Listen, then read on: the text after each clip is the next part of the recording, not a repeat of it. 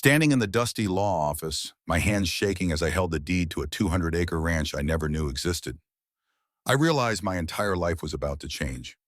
The lawyer, Christopher Powell, had just finished explaining how my grandmother, Catherine Lopez, a woman I had never met, had left me everything she owned when she passed away 3 months ago.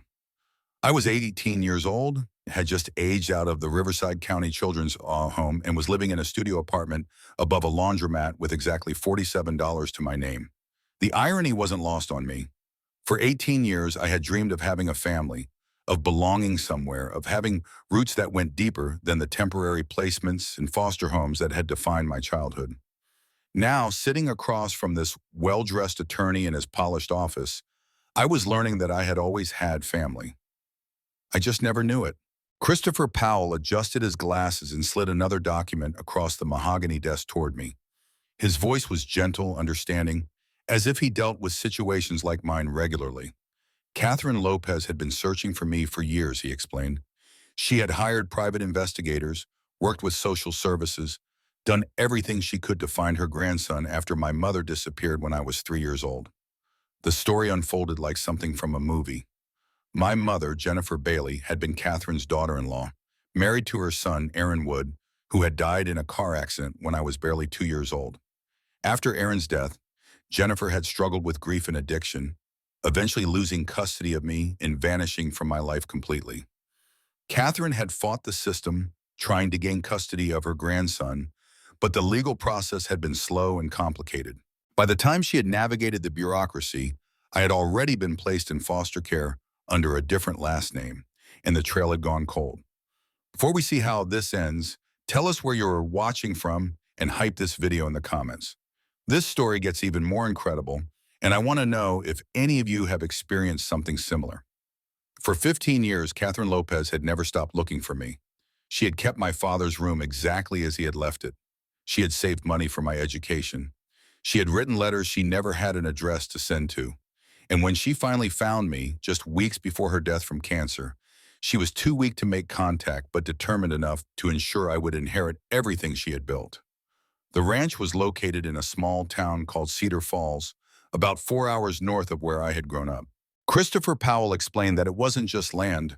There was a farmhouse built in 1942 that had been in the family for 3 generations. There were barns, equipment, livestock, in a small but profitable cattle operation that had been managed by a neighbor since Catherine's illness had worsened.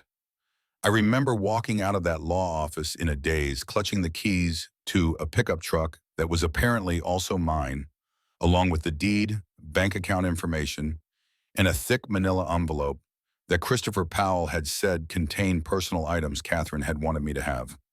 The weight of it all felt surreal. That morning, I had woken up in my cramped apartment, worried about making rent, and wondering if I should take a second job at the fast food restaurant down the street. Now I was apparently a property owner. The drive to Cedar Falls took me through landscapes I had never seen before. Growing up in the foster system in suburban Los Angeles, I had rarely left the city. The mountains, the vast open spaces, the small towns with their single main streets and grain silos. It all felt like entering a different world. As the miles passed, I found myself thinking about Catherine Lopez, this grandmother I had never met, but who had apparently loved me from a distance my entire life. I pulled over at a rest stop about halfway there and finally opened the manila envelope. Inside were photographs, dozens of them. Pictures of my father as a child, as a teenager, as a young man. Pictures of him with Catherine, with my mother. Pictures of me as a baby that I had never seen before. There was a birth certificate with my father's name on it, Aaron Wood, something I had never known since I had grown up with my mother's last name in the system. But it was the letters that broke me. 23 letters, one for each birthday I had missed with her, starting from when I was 3 years old and continuing right up until a few months ago. Each one carefully dated, sealed in an envelope with my name written in the same careful handwriting. I sat in my truck in that rest stop parking lot and read every single one. The first few were simple, the kind of things you might write to a small child. She told me about the ranch, about the animals, about my father when he was my age. As the letters progressed and the years passed, they became more complex, more personal. She wrote about her regrets, about the legal battles she had fought to find me, about the room she had kept ready for me all these years. In the later letters, she wrote about her illness, about her hope that someday I would read these words and understand how much I had been loved, even from a distance. The letter from my 18th birthday, written just 6 months ago, was the hardest to read. She wrote about how she imagined I might be finishing high school, maybe thinking about college or work, maybe feeling alone in the world. She wrote about how she wished she could be there to tell me that I was never alone, that I had always had a family, that I had always had a home waiting for me. By the time I finished reading, the sun was setting, and I knew I couldn't drive the rest of the way in the dark, not in the emotional state I was in. I found a motel in a small town called Millbrook and spent the night staring at the ceiling, trying to process everything that had happened. In the span of 12 hours, I had gone from being Jerry Ortiz, orphan and former foster kid, to Jerry Ortiz, grandson and heir to a ranch I had never seen. The next morning, I drove the final hour to Cedar Falls. The town was smaller than I had expected, the kind of place where the main street had more empty storefronts than occupied ones, where everyone probably knew everyone else's business. The ranch was about 10 miles outside of the town, down a dirt road that wound through rolling hills covered in oak trees and golden grass. When I finally saw the house, I had to pull over and just sit for a moment. It was exactly what I had imagined a farmhouse should look like. 2 stories, white with green trim, a wraparound porch with rocking chairs, and flower beds that showed signs of recent care despite Catherine's illness. There were outbuildings scattered around the property, a red barn that looked like something from a postcard, and in the distance, I could see cattle grazing in fenced pastures. I parked the truck and walked slowly toward the house, my legs feeling unsteady. The key that Christopher Powell had given me fit perfectly in the front door lock. And as I stepped inside, I was overwhelmed by the smell of the place. It smelled like wood polish and coffee and something else I couldn't identify, but that felt immediately like home. The house was immaculate, as if Catherine had been preparing for my arrival even while she was sick. The furniture was old but well-maintained, the kind of solid pieces that were built to last generations. There were family photographs on every surface, and I found myself staring at pictures of people who looked like me, who shared my features, who were part of a family history I was only now discovering. The room that hit me the hardest was upstairs, the second door on the right. Christopher Powell had mentioned it, but I wasn't prepared for the reality of it. It was my father's room, preserved exactly as he had left it when he moved out to marry my mother. The bed was made with a blue plaid comforter. There were high school trophies on the dresser, books on the shelves, posters on the walls of bands I had never heard of but somehow felt connected to. On the desk was a framed photograph of him holding me as a baby, both of us smiling at the camera. I sat on the edge of that bed and cried harder than I had since I was a child. All those years in foster homes, all those nights wondering who I was and where I came from, all those times I had felt completely alone in the world, and this room had been here waiting for me. This connection, this history, this family, it had all been here.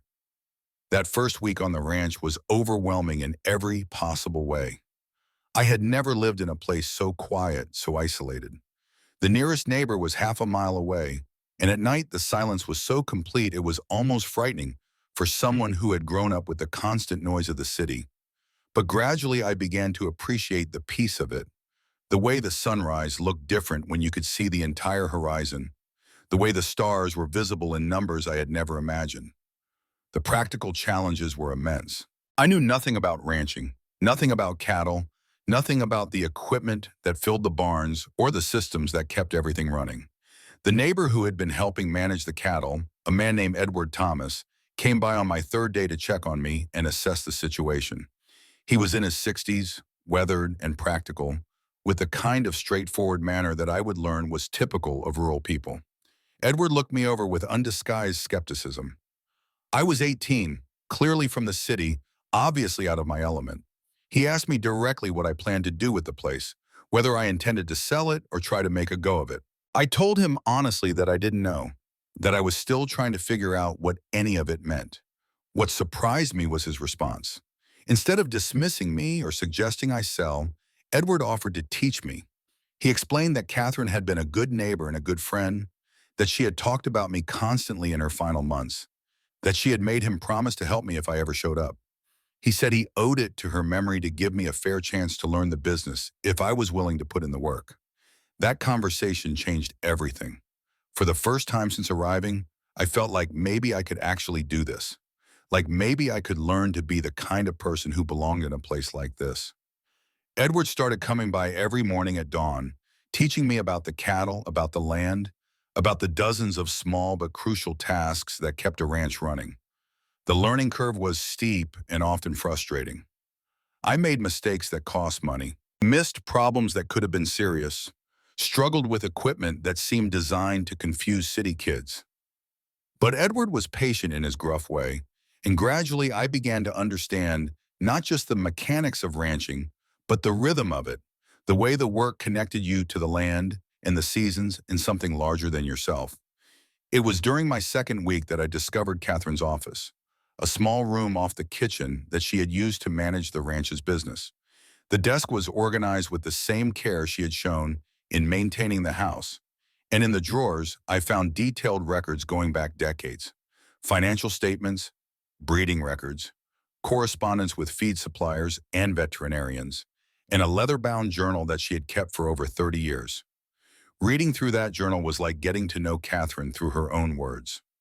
She wrote about the challenges of running the ranch after her husband died, about raising Erin as a single mother, about her hopes and fears for the future. She wrote about Erin's marriage to my mother, about their happiness and their struggles, about the joy of becoming a grandmother and the devastation of losing her son. The entries about my disappearance were heartbreaking. Catherine had written page after page about her search for me, about the frustration of dealing with social services, about the private investigators who took her money but delivered no results.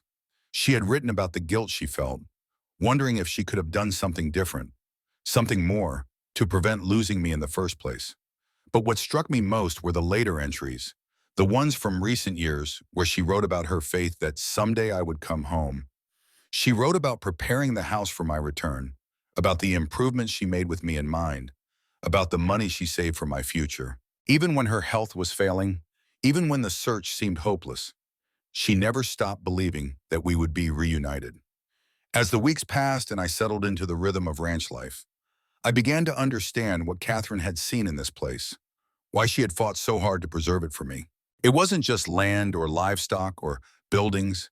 It was a way of life, a connection to something permanent and meaningful in a world that often felt chaotic and temporary. The work was hard, but it was honest work. And at the end of each day, I could see the results of my efforts in the health of the animals, the condition of the fences, the productivity of the land. The people in Cedar Falls were slow to accept me, which I understood. I was an outsider, a city kid who had inherited what many of them saw as a birthright that should have gone to someone who understood the life. But Edward vouched for me, and gradually, as I proved that I was serious about learning and committed to staying, the community began to open up. The turning point came during my 6th week, when a late spring storm knocked down several sections of fence and scattered cattle across 3 properties. Edward called me before dawn to help with the roundup, and I spent the day working alongside neighbors I had barely met, chasing cattle through mud and rain, repairing fence in conditions that were miserable but somehow exhilarating. By the end of that day, I was exhausted, soaked, and covered in mud. But I had also earned something I had never had before: the respect of people who judge you not by your background or your circumstances, but by your willingness to show up and do the work when it needed to be done. Larry Ross, who owned the adjacent ranch, clapped me on the shoulder as we finished and said I was starting to look like a real rancher. That night, I sat on Catherine's porch, my porch, and realized that for the first time in my life, I felt like I belonged somewhere. Not because someone had placed me there temporarily, not because I was being tolerated until I aged out or moved on, but because I had earned my place through work and commitment in the gradual building of trust and relationships. I started writing my own entries in Catherine's journal, continuing the record she had kept for so many years.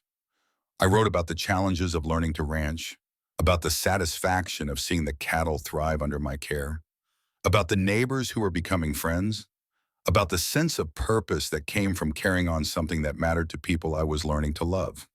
The financial side of the ranch was another steep learning curve, but Catherine had left everything in good order, And with Edward's guidance and advice from the local bank president, Sharon Gomez, I began to understand how the business worked. The ranch wasn't making anyone rich, but it was profitable enough to support a modest lifestyle and even allow for some improvements and expansion. By the end of my first summer, I had made the decision that this was my life now. I wasn't just a temporary inheritor of Catherine's legacy, I was its continuation.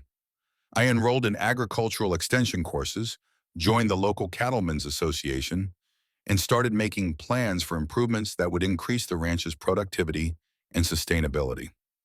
The first winter was a test I hadn't anticipated. The isolation that had seemed peaceful in the summer became challenging when the days were short and the weather kept me inside for days at a time. The work was different too, more about maintenance and planning than the active management of grazing and breeding that filled the warmer months. But it was also during that winter that I discovered another side of Catherine's legacy. In the attic, I found boxes of family documents that went back 4 generations: birth certificates, marriage licenses, military service records, and photographs that told the story of my family's history in this part of the country. My great-great-grandfather had homesteaded the original 160 acres in 1893. Each generation had added to the land, improved the buildings, and passed on not just property, but a way of life. I also found correspondence between Catherine and various family members over the years, including letters from relatives I didn't know existed, cousins in other states, aunts and uncles who had moved away, but maintained contact with Catherine, people who had known my father and remembered me as a baby. Catherine had apparently kept them informed about her search for me, and several had contributed money over the years to help fund the private investigators. Reading through these letters, I realized that I hadn't just inherited a ranch. I had inherited a place in a family network that stretched across the country. I started reaching out to these relatives, introducing myself and sharing the story of how I had finally come home. The responses were overwhelming in their warmth and welcome. Several cousins planned visits for the following summer, and an aunt in Colorado sent me a box of family photographs and mementos that had belonged to my father. Spring brought new challenges and new opportunities. Edward had suggested that I consider expanding the cattle operation, and with Sharon Gomez's help, I secured a loan to purchase additional breeding stock. The process of selecting and purchasing cattle was another education, but I was beginning to trust my instincts and my growing knowledge of the business. It was also in the spring that I met Karen Ward, who had just moved to Cedar Falls to teach at the elementary school. She was from a small town herself, understood rural life, and wasn't intimidated by the fact that I was still learning how to be a rancher. Our relationship developed slowly, built on shared values and mutual respect, rather than the kind of intense attraction that burns out quickly. Karen became my partner in more than just a romantic sense. She helped me understand the social dynamics of the community, introduced me to people and activities I might not have discovered on my own, and provided a perspective on the ranch and my place in it that was both supportive and honestly critical when I needed to hear it. By my second summer, the ranch was not just surviving, but beginning to thrive. The cattle operation was profitable. I had added a small hay production business that served neighboring ranches, and I was considering additional diversification into specialty crops that were in demand in the regional markets. More importantly, I had become a contributing member of the Cedar Falls community, serving on the school board and volunteering with the volunteer fire department. The transformation wasn't just external. I had grown into someone I barely recognized, from the scared 18-year-old who had walked out of the children's home with nothing but a garbage bag of belongings. I had developed confidence that came from competence, relationships that were based on mutual respect and shared work, and a sense of purpose that connected me to something larger than myself. But it was the discovery of Catherine's final letter that brought everything full circle. I found it in her bedroom, in the drawer of her nightstand, sealed in an envelope, with instructions that it should only be opened on the first anniversary of my arrival at the ranch. Christopher Powell had apparently been instructed to tell me about it when enough time had passed. The letter was different from all the others, more personal, more direct. Catherine wrote that if I was reading it, it meant I had stayed, that I had chosen to make the ranch my home rather than simply selling it and moving on. She wrote about how proud she was of that choice, how confident she was that I would not just maintain what she had built, but improve it and pass it on to future generations. But the most powerful part of the letter was her description of what she hoped I would find on the ranch. Not just financial security or a place to live, but a sense of belonging that she knew I had never had. She wrote about how she had prayed that I would discover not just my family history, but my own identity, that I would find in the work, in the land, in the community, something that would heal the wounds of all those years of not knowing where I came from. She was right. The ranch had given me all of that and more. It had given me a past that connected me to something meaningful, a present that was filled with purpose and relationships, and a future that I could build with my own hands and decisions. It had given me the family I had always wanted, not just in the relatives I was reconnecting with, but in the community that had accepted me, and the woman who was becoming my partner in building a life.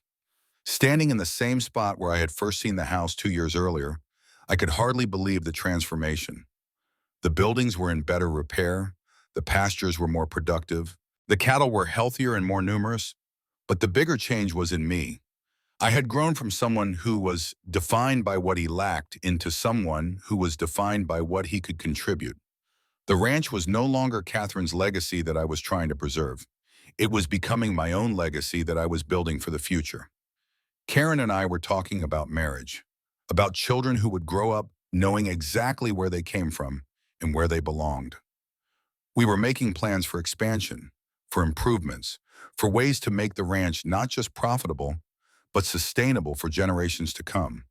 That fall, I organized the first annual Catherine Lopez Memorial Cattle Show, bringing together ranchers from across the county to celebrate her contributions to the community and to raise money for a scholarship fund for students pursuing agricultural education. The event was a huge success, drawing people who had known Catherine and people who were just learning about her legacy through me.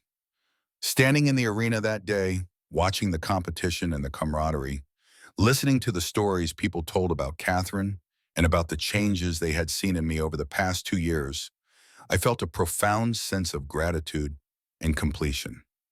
I had found not just a home, but a calling, not just a family, but a community, not just a past, but a future. The third year brought newest challenges, including a drought that tested everything I had learned about managing the land and the livestock. But it also brought new successes, including the birth of our first calf crop that was entirely my responsibility from breeding to weaning. The satisfaction of seeing those healthy calves, knowing that they represented the continuation of something that had started long before I was born, was unlike anything I had ever experienced. Karen and I married that spring in a ceremony on the ranch, surrounded by the community that had become our family. Edward Thomas walked me down the aisle, a gesture that acknowledged how he had become the father figure I had never had. Sharon Gomez officiated, having become ordained online specifically for our wedding. The reception was held in the barn, decorated with wildflowers from the pastures and lit with string lights that turned the old building into something magical.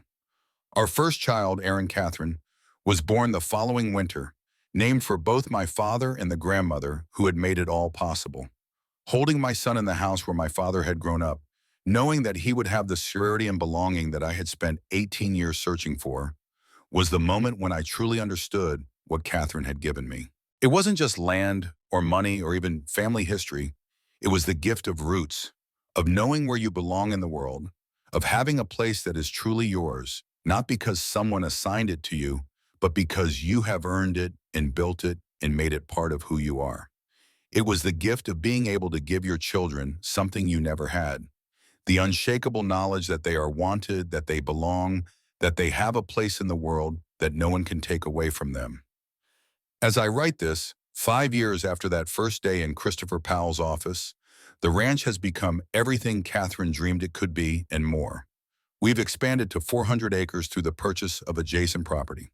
We've diversified into organic beef production, agritourism, and a farm-to-table restaurant that Karen manages in town. We employ 6 people full-time and provide seasonal work for a dozen more. But the numbers don't tell the real story. The real story is about transformation, about the way a place can heal you if you let it, about the way work and community and purpose can turn someone who is lost into someone who is found. The real story is about the way love can reach across years and death to change a life, about the way a grandmother's faith and determination can create a miracle for a grandson she never got to meet. The real story is about belonging, about the difference between being placed somewhere and choosing to stay, about the way home is not just a location, but a decision you make every day to show up and do the work and be part of something larger than yourself. The real story is about the way the past and the present and the future can come together in a single moment when you realize that you are exactly where you are supposed to be. I think about Catherine every day, about the sacrifices she made to preserve this place for me, about the faith she had that someday I would understand what she was trying to give me. I think about my father, about the man he might have become if he had lived, about the relationship we might have had. I think about my mother, about the pain that drove her away from all of this, about the forgiveness that I have finally been able to find for her choices. But mostly, I think about the future, about the legacy I am building for Aaron Catherine and the siblings we hope to give him, about the way this place will continue to grow and change while maintaining the values and the purpose that have sustained it for 5 generations. I think about the young people who might someday find themselves where I was, lost and alone, and searching for something they can't even name. And I hope that somehow this story might help them believe that there is always hope, that there is always a place for them somewhere, that they are never as alone as they think they are. The ranch has taught me that family is not just about blood, that home is not just about location, that belonging is not something that happens to you, but something you create through commitment and work and love. It has taught me that the past is not something that defines you, but something that informs you. That the future is not something that happens to you, but something you build with your own hands and choices. Standing on the porch where I first sat as a scared 18-year-old, looking out over the land that has become my life's work, holding my son who will never know what it feels like to wonder where he belongs, I am overwhelmed by gratitude for the journey that brought me here. It wasn't the journey I would have chosen, but it was the journey that made me who I am, and I wouldn't change a single step of it. The morning routine has become sacred to me. I wake before dawn, make coffee in the same kitchen where Catherine made coffee for 40 years, and walk out to check on the cattle as the sun comes up over the hills. In those quiet moments, with the mist rising from the pastures and the cattle moving slowly toward the water tanks, I feel connected to something eternal, something that existed before I was born and will continue long after I'm gone. This connection to the land, to the animals, to the cycle of seasons and birth and growth and harvest, has given me a perspective on life that I never could have gained in the city. I understand now why Catherine fought so hard to preserve this place, why she believed it was worth spending her life savings to find me, why she was willing to bet everything on the hope that I would choose to stay and continue what she had started. The ranch has become more than just a business or even a home. It has become a calling, a way of contributing to something larger than myself. We practice sustainable agriculture, serve as a model for other small ranchers in the region, and provide educational opportunities for young people who want to learn about farming and ranching. We host school groups, offer internships, and work with the Agricultural Extension Service to share what we've learned about making small-scale ranching profitable in the modern economy. Karen has brought her own vision to the operation, developing programs that connect urban families with rural life through farm stays and educational workshops. She's created a market garden that supplies the restaurant and provides fresh produce for the local food bank. Her background in education has been invaluable in developing these outreach programs, and her commitment to the community has deepened my own understanding of what it means to be a good neighbor. The relationships I've built in Cedar Falls have become the foundation of my adult life. Edward Thomas remains my mentor and closest friend, the man who taught me not just how to ranch, but how to be a man worthy of the legacy I inherited. Sharon Gomez has become like a sister to me, providing financial guidance and serving as Aaron Catherine's godmother. Larry Ross and his family have become our closest neighbors and dearest friends, sharing equipment, labor, and the joys and challenges of rural life. These relationships are different from anything I experienced growing up in the foster system. They're based on mutual dependence, shared work, and the understanding that we're all in this together. When someone needs help, everyone shows up. When someone succeeds, everyone celebrates. When someone struggles, everyone contributes to the solution. It's a way of life that seems old-fashioned in our modern world, but it's also timeless and essential. The community has embraced Aaron Catherine in a way that still moves me to tears. He's not just our son, he's everyone's grandson, nephew, and future neighbor. The older generation sees in him the continuation of something they value, and they're already teaching him the skills and values that will make him a good steward of the land and a contributing member of the community. He'll grow up knowing not just who he is, but where he belongs, something I didn't learn until I was 18. As I've grown into my role as a rancher and community member, I've also grown into my role as a keeper of family history. I've continued Catherine's journal, documenting not just the daily operations of the ranch, but the stories and traditions that define our family's place in this landscape. I've collected oral histories from the older generation, preserving their memories of how farming and ranching have changed over the decades. This work has connected me to relatives across the country who are eager to contribute their own memories and artifacts to the family archive. We've organized reunions that bring together cousins who haven't seen each other in years, creating new connections and strengthening old ones. Aaron Catherine will grow up knowing his extended family, understanding his place in a network of relationships that spans generations and geography. The financial success of the ranch has allowed us to give back to the community in ways that honor Catherine's memory and values. We've established the Catherine Lopez Agricultural Scholarship, which provides funding for local students pursuing degrees in farming, ranching, or agricultural business. We've donated land for a community garden that provides fresh produce for families in need. We've supported the volunteer fire department, the library, and other organizations that make Cedar Falls a better place to live. But the most meaningful way we give back is through the example we try to set every day. We try to show that it's possible to make a living from the land while taking care of it for future generations. We try to demonstrate that success is not just about profit, but about contribution. That wealth is not just about what you accumulate, but about what you share. That happiness is not just about personal satisfaction, but about being part of something larger than yourself. The challenges we face are real and ongoing. Climate change, market volatility, regulatory changes, and the economic pressures that affect all small businesses require constant adaptation and innovation. But these challenges are also opportunities to prove that small-scale, sustainable agriculture can thrive in the modern economy, that rural communities can be vibrant and prosperous, that the values and practices that sustain previous generations can be adapted to meet contemporary needs. Looking toward the future, I see opportunities that Catherine could never have imagined. Direct marketing through the internet, agritourism, value-added processing, and renewable energy production, and all offer ways to diversify and strengthen the ranch's economic foundation. But I also see the importance of maintaining the core values and practices that have sustained this place for 5 generations. Stewardship of the land, care for the animals, service to the community, and commitment to family. The story of how I came to this place, how I found my family and my calling, has become part of the ranch's identity and mission. Visitors often comment on the transformation they see in me when I tell the story, the way my voice changes when I talk about Catherine and the gift she gave me. They see in my journey a reflection of their own search for meaning and belonging, their own desire to find a place where they can make a difference.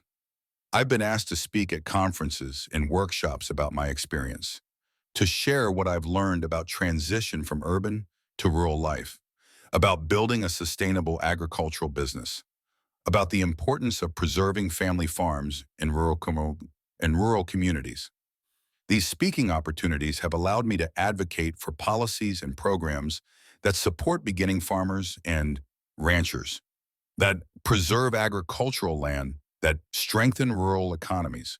But the most important audience for my story is much closer to home. It's Aaron Catherine, who will someday inherit not just the land and the buildings, but the responsibility to continue what his great-great-great-grandfather started in 1893.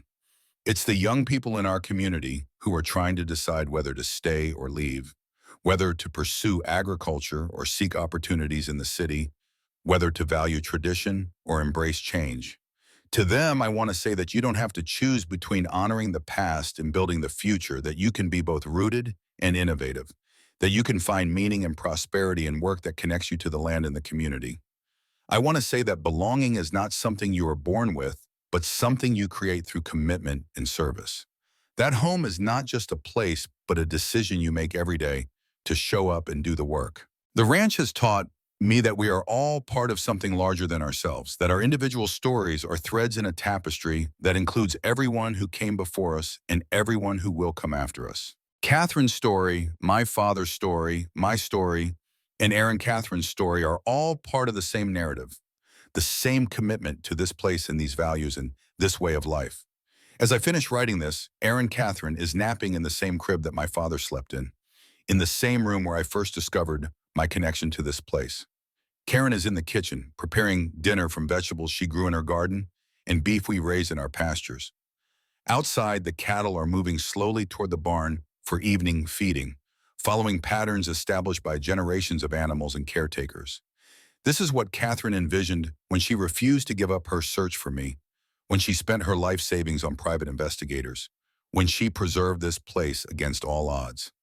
She saw not just a business or a piece of property, but a way of life, a set of values, a commitment to something permanent and meaningful in a world that often seems temporary and superficial. She saw the possibility that someone who had grown up with nothing could become someone who had everything that mattered: family, community, purpose, and the knowledge that his life was making a difference. She saw that the pain of separation and loss could be transformed into the joy of reunion and belonging, that the questions that had haunted my childhood could be answered not just with information, but with experience. The ranch has given me all of that and more. It has given me a past that I can be proud of, a present that is filled with meaning and satisfaction, and a future that I am building with my own hands and decisions. It has given me the family I always wanted, not just in blood relatives, but in the community that has accepted me and the woman who chose to share this life with me. Most importantly, it has given me the ability to give Aaron Catherine what I never had: the security of knowing exactly where he belongs, the confidence that comes from being rooted in something larger than himself, and the responsibility that comes from being part of a legacy that he will someday pass on to his own children. This is what inheritance really means. It's not just about money or property or even family history. It's about the opportunity to become part of something that existed before you were born and will continue after you're gone. Something that gives your life meaning and purpose and connection. It's about the responsibility to improve what you've been given and pass it on to the next generation in better condition than you found it. I think about the 18-year-old who walked out of the children's home with nothing, who felt so alone and disconnected from everything that mattered. I wish I could tell him that everything was going to be okay, that the family he was searching for was searching for him too, that the belonging he craved was waiting for him in a place he had never imagined. But I also know that he had to make that journey, had to experience that loneliness and uncertainty in order to fully appreciate what he would eventually find. The pain of not belonging made the joy of belonging more profound. The years of wondering where he came from made the discovery of his roots more meaningful. The experience of having nothing made him more grateful for everything he would eventually receive. To anyone who is listening to this story and recognizing something of their own journey in it, I want you to know that you are not alone, that there is a place for you somewhere, that the family and community and purpose you're searching for are searching for you too. It might not look like what you expect. It might not come when you think it should. But if you remain open to the possibilities and willing to do the work, you will find what you are looking for. Before I close, I want to ask you to share this story with someone who might need to hear it. Tell us in the comments where you are watching from and whether you've ever experienced something similar. Have you found family in unexpected places? Have you discovered that home is not just where you're from, but where you choose to belong? Have you learned that the most valuable inheritance is not money or property, but values and relationships and the opportunity to make a difference? Subscribe to hear more stories like this one.